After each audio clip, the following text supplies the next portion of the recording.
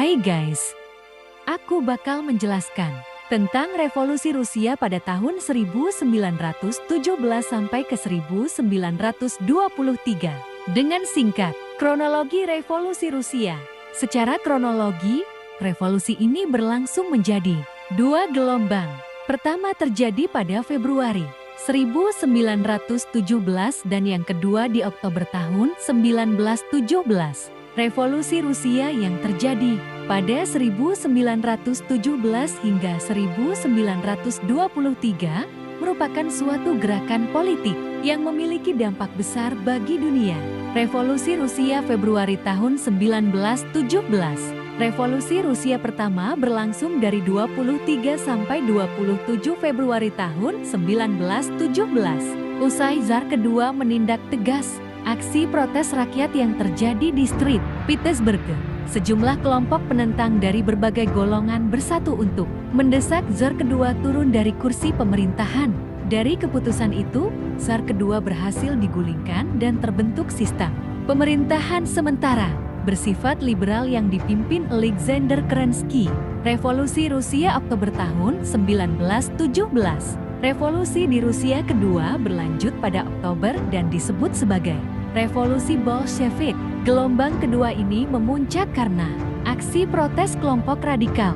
Mereka mengklaim bahwa Alexander bekerja lambat, sampai akhirnya ia dilengsarkan dan menggantikan kekuasaan di bawah kendali Bolshevik yang mengarah pada pembentukan Uni Soviet. Usai Bolshevik menguasai Rusia, mulai berkembang ideologi komunis pada ke-1922. Partai Bolshevik di bawah pimpinan Vladimir Ilyich Ulyanov Lenin membentuk Uni Soviet.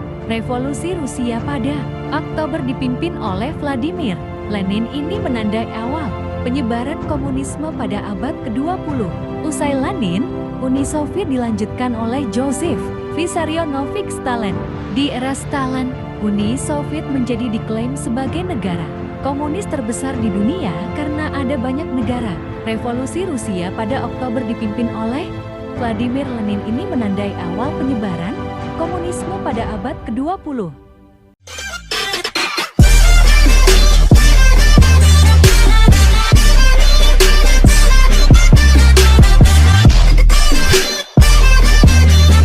Tapi bohong.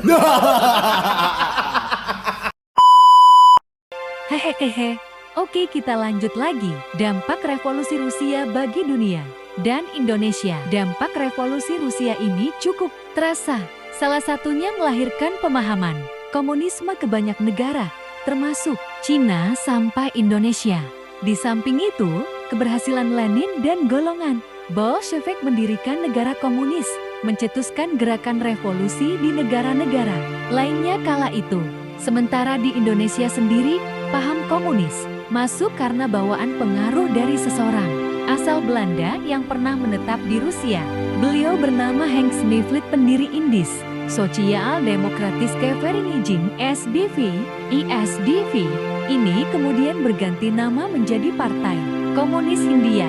Sementara itu, tokoh Sarekat Islam Syiah itu Darsono Semaun Alimin terpengaruh oleh SDV, sehingga Si pun memiliki dua golongan, yaitu Si putih dan Si merah. Setelah meluas dampak dari revolusi Rusia ini, Partai Komunis Hindia mengubah namanya menjadi Partai Komunis Indonesia PKI dan salah satu penganutnya Si merah.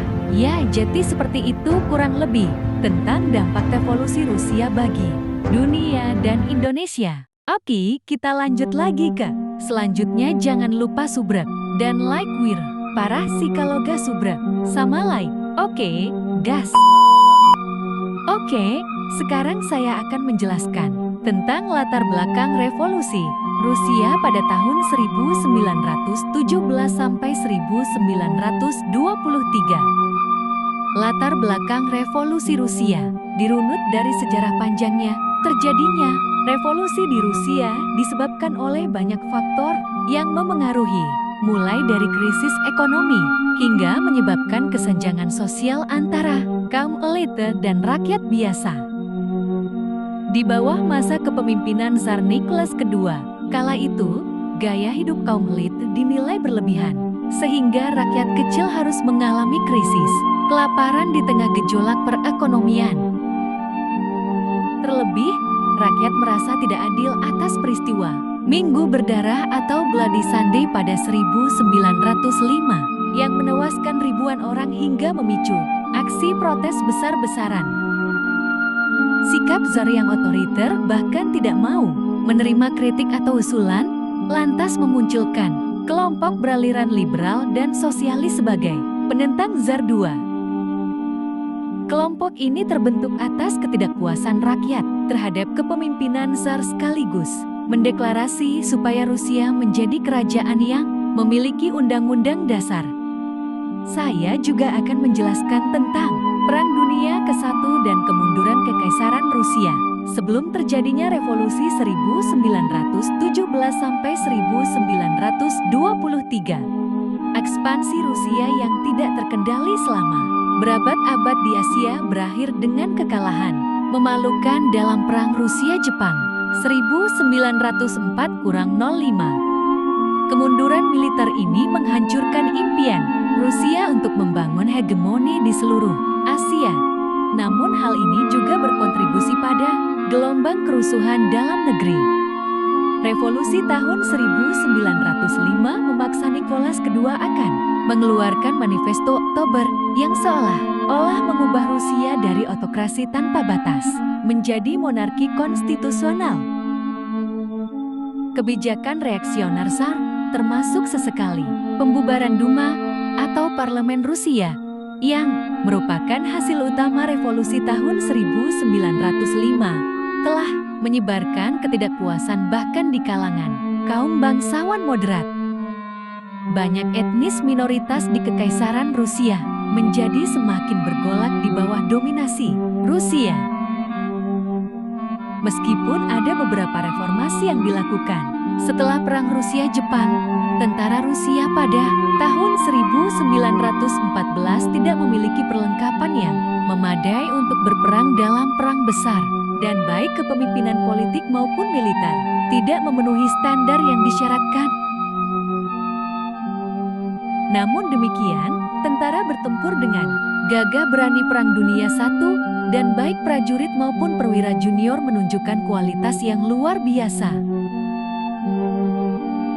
Invasi Rusia ke Prusia Timur pada bulan Agustus tahun 1914 berhasil dikalahkan oleh Paul von Hindenburg dan Erich Ludendorff di Tannenberg.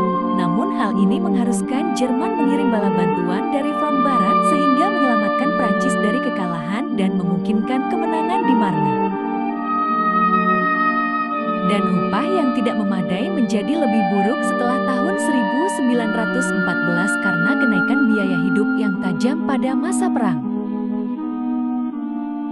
Pada saat yang sama, kehidupan industri perkotaan penuh dengan manfaat, meskipun dari sudut pandang stabilitas sosial dan politik, hal ini bisa sama berbahayanya dengan kesulitan yang dihadapi. Ada banyak dorongan untuk berharap lebih banyak dari kehidupan. Memperoleh keterampilan baru memberi banyak pekerja rasa harga diri dan kepercayaan diri, sehingga meningkatkan harapan dan keinginan. Tinggal di kota, para pekerja menemukan barang-barang material yang belum pernah mereka lihat di desa.